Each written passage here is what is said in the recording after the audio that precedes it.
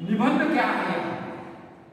तो निबंध का अर्थ यहाँ पर यह है कि नी जो है ये उपसर्ग है और बंध जो है यहाँ पर तो उसको बांधना शब्द है। आचार्य रामचंद्र शुक्ल जी ने हिंदी साहित्य में निबंध की बहुत अच्छी प्रकार की व्याख्या की हुई है कि आपको भी वो अच्छी प्रकार समझ सकते हैं लोग कि विचारों को क्रमबद्ध रूप से या सुसूत्रता के रूप से विचारों को रखना, ये निबंध की परिभाषा उन्होंने की हुई है। देखिए मैं आपको और सरल भाषा में एक बात बताता हूं। विद्वान आचार्य रामचंद्र शुक्ल ने जिस प्रकार ये बात बताई हुई है वही जो परिभाषा है उसको और सरल भाषा में आपको एक चित्र के माध्यम से उसको अंकित करता हूं आपके सामने किस प्रकार है। ये एक कच्चा धागा है, यहां पर मानिए कि एक कच्चा धागा है। एक कच्चे धागे में हम एक एक फूल को यहां पर पिरोते हैं, एक एक फूल लेते हैं हम और उसको पिरोते जाते हैं, पिरोते जाते हैं, पिरोते जाते हैं। अगर इस प्रकार की माला हम उसको फुला के बोलते हैं, इस प्रकार की फूलों की माला अगर हमारे सामने आई तो हम क्या कहेंगे? अरे आपने आधी छोड़ दी फूलों की माला, ये ऐसे कैसे? अच्छी दिखाई नहीं देती। हमारी आंखों को देखने की जो आदत है फूलों की हार की, तो वो अलग है, क्योंकि पूर्ण रूप से वो जो माला है वहां पर वो पूर्ण रूप से दिखाई देती है हमको कब पर, लेकिन ये आदि है वो हमें अच्छी नहीं लगती, हम टोक देते हैं किसी को भी। अगर ये फूलों की माला अगर पूरी करते हैं हम यहाँ पर तो वह बड़े ही सुंदर ढंग से यहाँ पर देखने को मिलती है। ऐसा लगता है यहाँ पर कि एक एक मोती चुनकर इन फूलों के माला में संजोया है, इतनी सुंदरता वहां पर देखने को मिलती है और हमारे आंखें भी जो है उसको देखकर चैतन्यमय हो जाती है। ठीक ये जो मैं आपके सामने स्वतंत्र पेश कर रहा हूं वो इसलिए पेश कर रहा हूं यहां पर क्योंकि ये निबंध के बारे में, ये निबंध की परिभाषा आपको अच्छे प्रकार समझाएगा। वो किस प्रकार समझाएगा? क्योंकि विचारों को क्रमबद्ध रूप से रखना निबंध है। किस प्रकार है विचारों को क्रमबद्ध रूप में? तो एक एक विचार, ये जो धागा है ये निबंध का शीर्षक है। तो निबंध का शीर्षक एक उदाहरण के तौर पर अगर मैं कहूं तो मन के हारे हार है, ये निबंध है, ये शीर्षक है। तो वह शीर्षक समझो कि ये धागा है और उन्हीं धागे में जब हम एक एक विचार पिरोते हैं और सही ढंग से वो विचार को रखते हैं, सरल भाषा में रखते हैं, सुस्पष्ट भाषा में रखते हैं उसको, तो वह माला बिल्कुल सुंदर तरीके से तैयार हो जाती है, अर्थात वो निबंध सुंदर तरीके से तैयार हो जाता है। ऐसे लगता है कि ये निबंध सही अर्थ में निबंध है, पर लेकिन एक बात मैं आपको समझा देता हूं। निबंध लेखन एक कला है। इसको कला क्यों कहा जाता है? क्योंकि उसमें कलात्मकता आनी चाहिए। चित्रकार जो होता है जिस प्रकार अपने हाथ में तुलिका लेकर वो चित्रों को खींचता है, उसमें रंग भरता है, उसी प्रकार से निबंध में भी हमें शब्दों के रंग, साहित्य के रंग, विचारों के रंग उसमें होने चाहिए, तभी वो निबंध एक कलात्मक रूप से हमारे सामने प्रस्तुत हो सकता है, अन्यथा नहीं। शिल्पकार जिस प्रकार हाथ में छीने और हथौड़ा लेकर एक पत्थर होता है और उसको जब वो आकार देता है तो उसके मन में पहले से वो आकार होता है और उसके बाद में वो पत्थर के ऊपर जो है एक आकार का निर्माण होता है, क्योंकि एक एक टुकड़ा जो वो निकालता है और वो मूर्ति को बड़ी कार्यकुशलता के साथ, अपने कौशलता के साथ वो जब उसका निर्माण करता है, उसका सृजन करता है, तब हमें पता चलता है कि नहीं, कोई अद्भुत कलाकृति का यहाँ पर जन्म हुआ है। ये निबंध है। क्योंकि इसको कला इसलिए कहा जाता है क्योंकि कलाएं जो हैं वो 64 कलाएं हैं। दोस्तों ये 64 कलाएं ये कहां पर है, किस ग्रंथ में है, मैं आपको समझाता हूं। शुक्राचार्य का एक ग्रंथ है नीतिसार नाम का, दूसरा ग्रंथ है कामसूत्र नाम का। इसमें भारतीय संस्कृति में 64 कलाएं जो है वहां पर वो संदर्भ दिया गया है और उसी के अनुसार में आपको ये 64 कलाओं में से निबंध भी एक एक कला है मैं आपको बताऊंगा।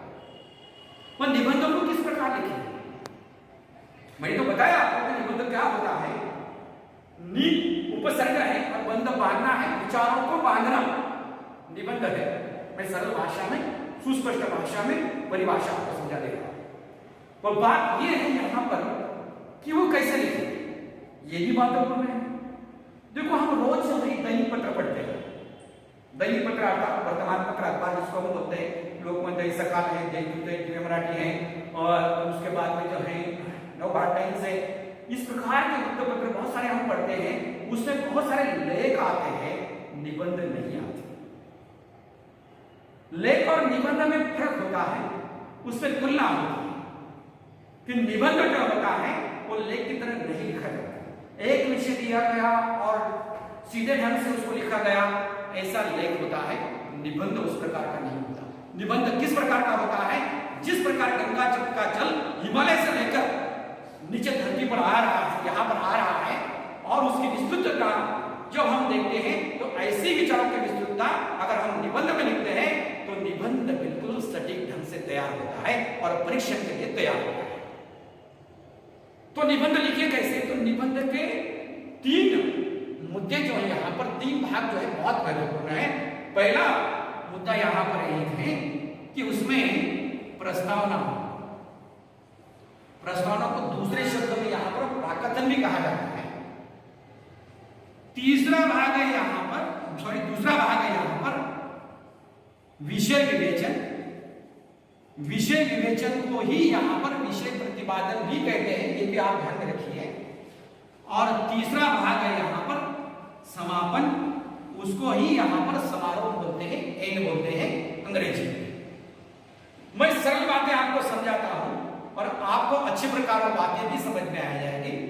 मैं साधारण चर्चा करूंगा, ये जो निबंध है उसकी प्रस्तावना में क्या आना चाहिए, विषय विवेचन में क्या आना चाहिए और समापन में क्या आना चाहिए, बहुत उपलब्धि है यहाँ पर।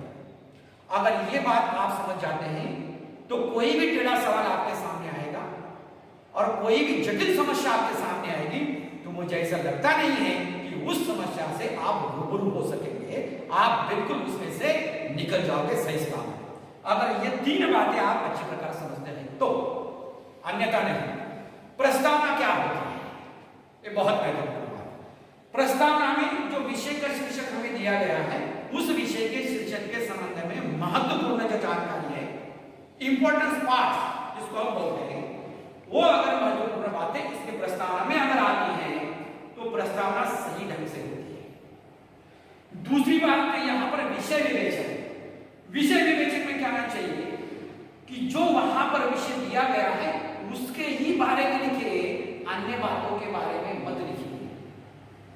बहुत सारे लोग, बहुत सारे छात्र, बहुत सारे विद्वान ऐसा करते हैं, जब वो निबंध लिखते हैं उस वक्त विषय का विषयांतर कर लेते हैं। अगर विषय का विषयांतर हो गया वहां पर तो वह निबंध सही तरीके से तैयार नहीं होता। अगर आप मेरी बात को आप गौर से सुनिए, अगर आप विषय को लेकर ही वहां पर बातें लिखते हैं तो ही वह विषय विवेचन सही मात्रा में होता है, उसको विचार मंथन भी कहते हैं। फिर बात आती है तीसरी, समापन की, कि समापन में क्या करना चाहिए। देखो हम कहाँ भी अगर जाते हैं कोई चीज देने के लिए या किसी के घर जाते हैं, हमारा काम हो गया, उसके बाद में हम उसको अंत में जब उसके घर से विदाई लेते हैं, चौखट लांग जाते हैं, तो उसके बाद में उसको हम कहते हैं कि थैंक्स, आभारी आयस, ऐसा वहां पर बोला जाता है। अर्थात क्या कि जो बातचीत उन्होंने की उसका समापन हो गया और उसके बाद में समापन में उन्होंने वहां पर उनको आभार, कृतज्ञता व्यक्त की। अगर ऐसे ही हमने यहाँ पर समापन में किया, जो 2 बातों को लिखी हुई है, प्रस्ताव लिखी हुई है, विषय विवेचन लिखा हुआ है, उसमें से कुछ मौलिक विचार अगर हम वहां से उठाते हैं और समापन में वो मौलिक विचारों को रखते हैं तो हमारा समापन भी सटीक ढंग से होता है। इसके लिए मैं आपको उदाहरण दूंगा। क्या उदाहरण, ज्यादा दूर जाने के लिए ना ही कोई प्रकृति में हमें जाने की आवश्यकता है, सीधा मेरे ऊपर आता हूं, आप मेरे ऊपर देखिए। देखो गर्दन का हिस्सा है हमारा, तो गर्दन तक जो है ये प्रस्तावना होती है। गर्दन से कमर तक का भाग जो है ये विषय विवेचन है, और जिसके ऊपर हमारा शरीर खड़ा है, शरीर को दूसरे अर्थ में प्रकृति भी बोलते हैं, ये हमारी प्रकृति खड़ी है, ये शरीर खड़ा है, जिसका आधार स्तंभ हमारे पैर है, वो समाप्त है। अगर इस प्रकार हम इस नजरिए से उस निबंध के शीर्षक की ओर अगर हम देखते हैं, तो शायद मुझे ऐसा लगता है कि आप निबंध बिल्कुल सही मात्रा में लिख सकते हैं।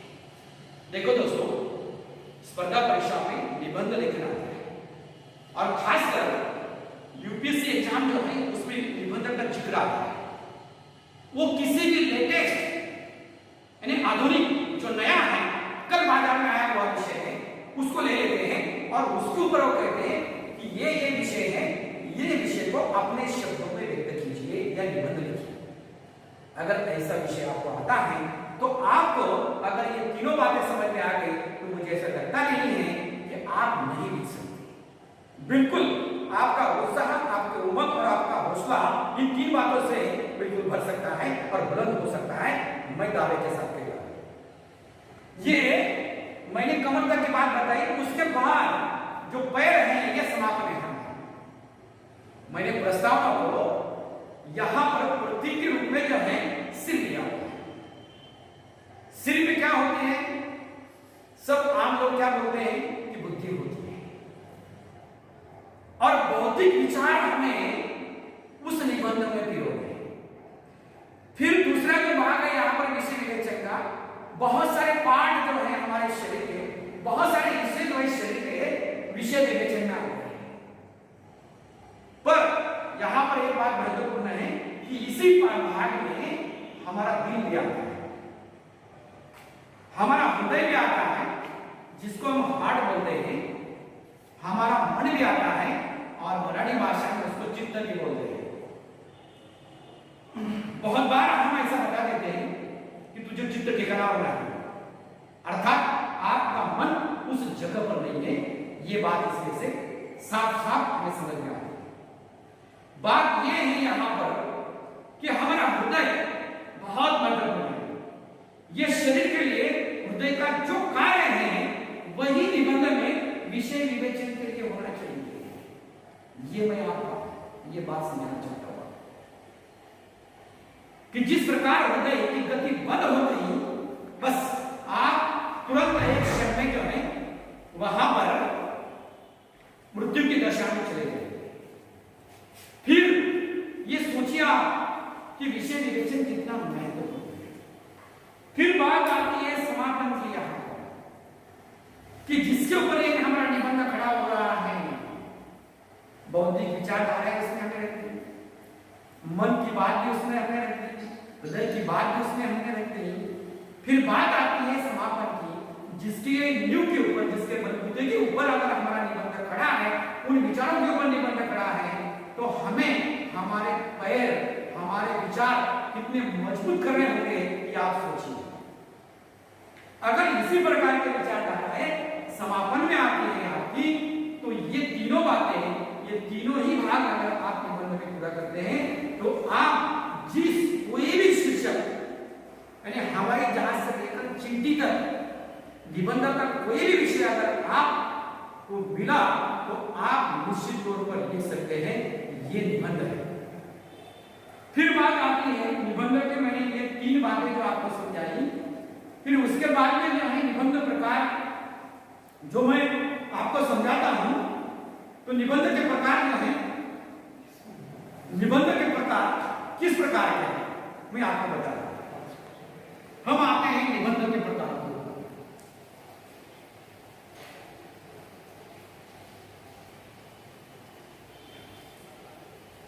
यह देखना बहुत महत्वपूर्ण है। यहां पर मैं पहला प्रकार लेता हूं,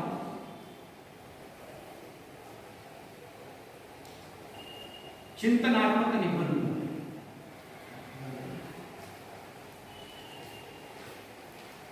चिंतनात्मक निबंध अक्सर सुबह से लेकर शाम तक हमारे दिमाग में हजारों विचार आते हैं और हजारों विचार निकलकर चले जाते हैं। हजारों विचार आते हैं और हजारों विचार निकलकर तो चले जाते हैं, और चले जाने के बाद बस जो बहुत महत्वपूर्ण विचार होते हैं वही हमारे दिमाग में रहते हैं, जो महत्वपूर्ण है, बाकी नहीं रहते। अगर हजारों के हजारों विचार हमारे दिमाग में रहें तो फिर क्या, पर लेकिन जो महत्वपूर्ण बातें उतनी ध्यान में रखते हैं, बाकी विस्मृत हो जाती है, विस्मरण में चली जाती है।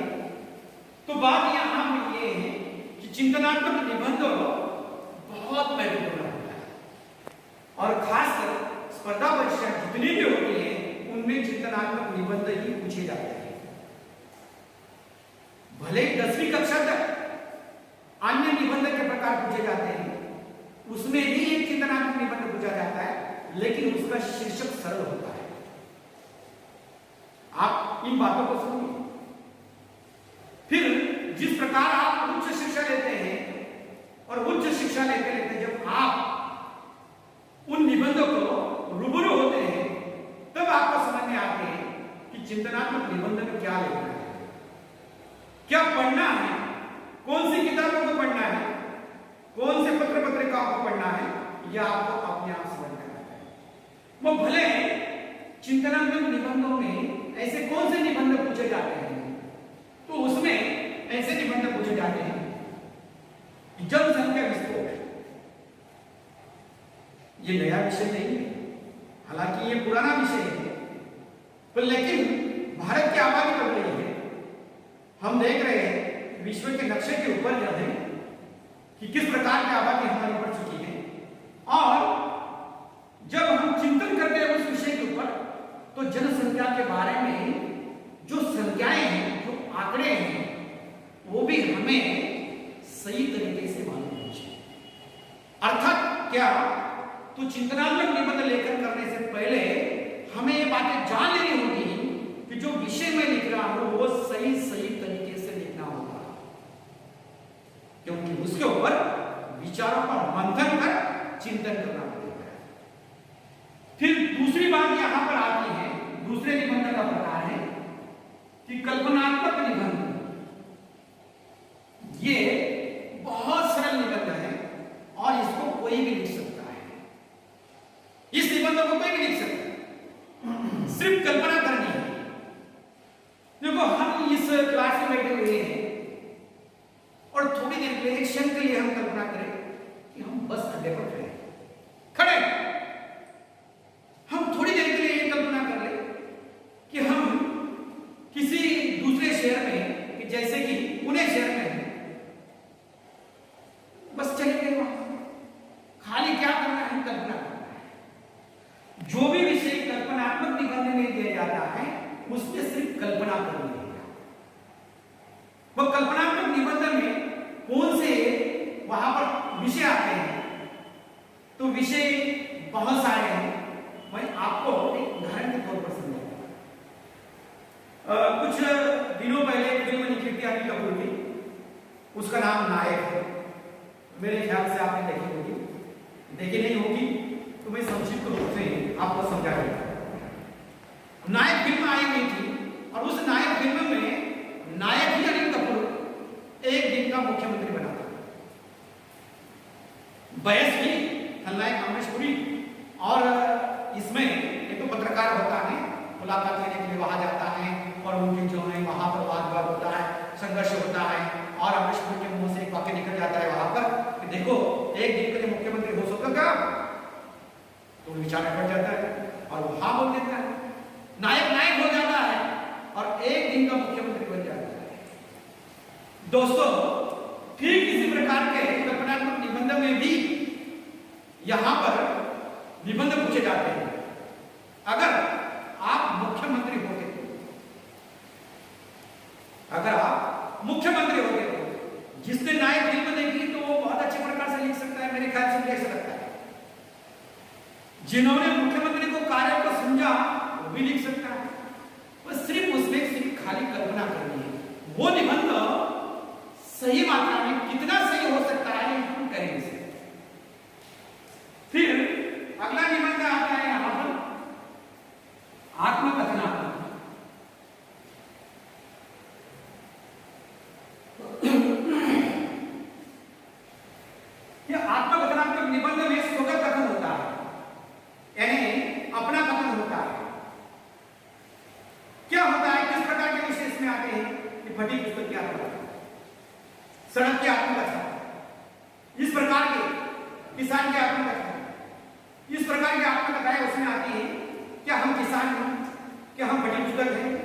वहां सड़क है नहीं, पर लेकिन उस निबंध को लिखते समय हमें सड़क बनना है, उस निबंध को लिखते समय हमें किताब बनना है, उस निबंध को लिखते समय हमें किसान बनना है, तभी आप उस निबंध को न्याय दे सकते हैं, अन्यथा नहीं।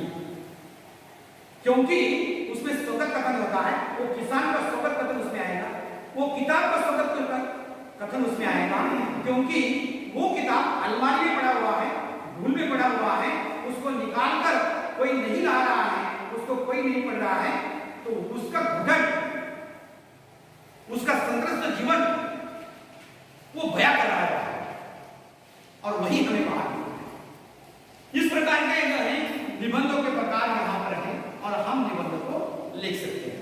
धन्यवाद दोस्तों।